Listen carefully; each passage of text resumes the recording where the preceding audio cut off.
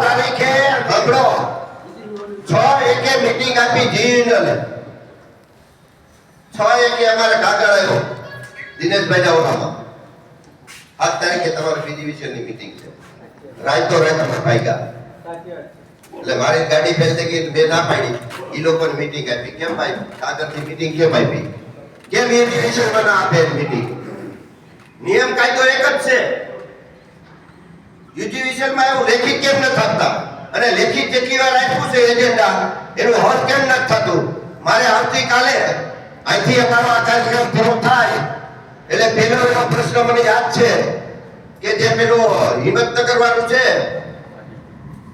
એ પેલું કરવું પડશે અને કા પછી આપણે એમડી ને કહેવું પડે ભાઈ એટલા અમારો પ્રશ્ન છે આજની તારીખમાં સોલ્વ કરો નકર આપણે કાલે મહેસાણાની અંદર આવેદન પત્ર આપી દઈએ પહેલો સ્ટેપ ઈ બીજો સ્ટેપ નોટિસ આવેદન પત્ર આપો એટલે 10 દિવસની અંદર કે 5 દિવસની અંદર એને એમડી નામનું આવેદન જો આ રીતે આપણે સહન કરતા રહેવું ને તો કોઈ વસ્તુ નહીં થાય અને જેટલી મીટિંગો થાય છે એ બહુ સારી થાય છે પણ હું ઈ કહેવા માંગુ છું હવે જો મીટિંગો આવી કોઈ પણ કરવી હોય તો દરેક કંપનીમાંથી એક આખી કમિટી ઊભી કરવી પડશે સ્પેશિયલ મીટિંગ માટે મીટિંગ મીન્સ કે આવા સંમેલન કે જે કંઈ આયોજન કરવું પડે એ માટે થઈને દરેક કંપનીમાંથી બધાને એક બે ને લઈ અને આયોજન ટીમ બનાવવી પડે જેથી કરીને આપણે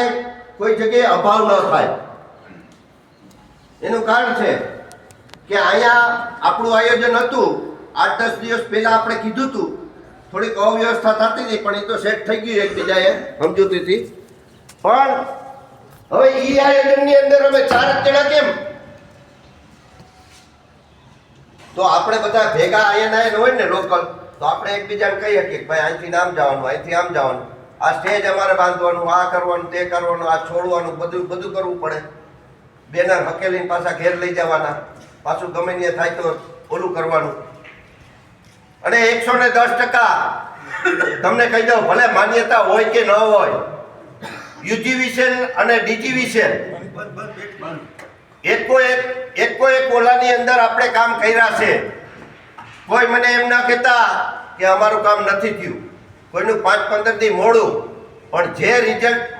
કોઈ પણ ઇન્જિન નથી લાવ્યું ને એ રિઝલ્ટ ગીતા ઇન્જિને દીધું આજની તારીખે તમારું આખું યુજીવીસીએલ શાંત છે પણ આપણા ત્યાં સંગઠનનો અભાવ છે સંકલનનો અભાવ છે કોઈ એકબીજાને વાતચીત ન કરે મેસેજથી વાતો કરે એ ન ચાલે મારી તૈયારી છે હાલો હું વિજાપુરમાં બોલ્યો તો કે જેટલા આવવું હોય એટલા તૈયાર થઈ જાવ આપણે ટ્રેનની ટિકિટ બુક કરાવી દેવું કીધું તો આપણે ટેલર બતાવ્યું ને ત્યાં હે તો હજી હવે પછીની અત્યારે આપણા જે પોલિસી લેવલના પ્રશ્ન છે 5 પ્રશ્ન છે એમાં 3 યુનિયન સાથે છે જ્યારે અમારે આ 6 તારીખની મીટિંગ આવી ને એ હું જો તમને કહી દઉં કોઈએ દુઃખ ન લગાડતા એ મીટિંગનું પાછું હેન્ડલ લગાડનાર ગીતા યુનિયનના આપણા જ છે આપણે જ પાછું ચાલુ કર્યું એટલા વર્ષ સુધી કેમ ન આવ્યું ભાઈ હેન્ડલ આપ્યું તો આપણે બધાને કીધું કે ભાઈ તમે આવો ને 2 જણા તો એમાં બીજા 2 યુનિયન અંદર ઘૂસમારી કરવા આવ્યા કે ભાઈ આપણે હવે અમે તમારા હિતરક્ષકમાં ભળીએ હવે આપણા 5 પ્રશ્ન ને એના 15 પ્રશ્ન શું કરશું એટલે આપણે એને કીધું ભાઈ સમર્થન આપો તો અમે વેરી ગુડ બાકી અમે 3 યુનિયન છે એ કરી લેવું ત્યાં જે દિવસે અમને છેલ્લે કનુભાઈએ મીટિંગ આપી 17 તારીખ હતી 17 તારીખે મીટિંગ આપી ને કાગળિયા દીધા ને 5 ખાલી तरत फोन लगाने कह दी तो शिवरी उसको मीटिंग देने का है અને ઈ તારીખે છે ને ઉર્જા મંત્રી આપી ને ઈ તારીખ દેવી પડી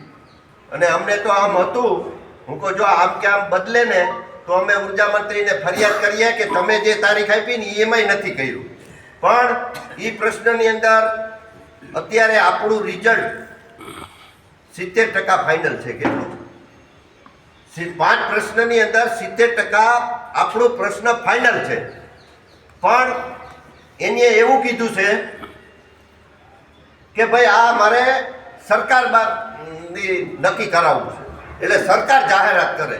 એનો અર્થ તમે સમજ્યા? સરકાર જાહેરાત કરે ને તો બીજું યુનિયન જે નડતું હોય ને મોટું એ ડફને બહાર નીકળી કે ભાઈ આ તો સરકાર કર્યું, અમે નથી કર્યું. થશે 110%. હવે ત્યાંથી વાત રહી આપણી સંકલન આપણે ભાઈ આ હિતરક્ષકની વાત છે. એમાં 3 યુનિયન સામેલ છે. એનો એજન્ડા મેં જ કીધેલો છે, કારણ કે ત્યાં એ 2 યુનિયને એવું કહે કે ભાઈ તમે દિનેશભાઈ તમે કયો, દિનેશભાઈ એમ કે ચૌહાણભાઈ તમે કયો. એટલે આપણે છે ને કોઈ પણ મીટિંગ કે આ તે એવું આયોજન કરતા હોઈએ એટલે આપણે બહુ સેફ સાઈડ ચાલતા હોઈએ. હવે હું તમને કહી દઉં કે 2019ની અંદર વડોદરાની અંદર મોટામાં મોટી રેલી થઈ હતી. તૈયાર ગીતાવાળાએ ઝંડા ઉષા કર્યા હતા, અને એ ઝંડા ઉષા જેને કર્યા હતા ને એ અટાણે ગયા પછી ગોઈતાય નથી મળ્યા. અને એની અંદર સાંભળો દાદા, સાંભળો, આપણે ભયા ગયા એની વાત કરું છું. આપણા અંદર હતા. અને પછી બીજી વસ્તુ તમને કહું કે એમાં જે 30 કે 35 હજાર કર્મચારી આવ્યા હતા બધાનો એક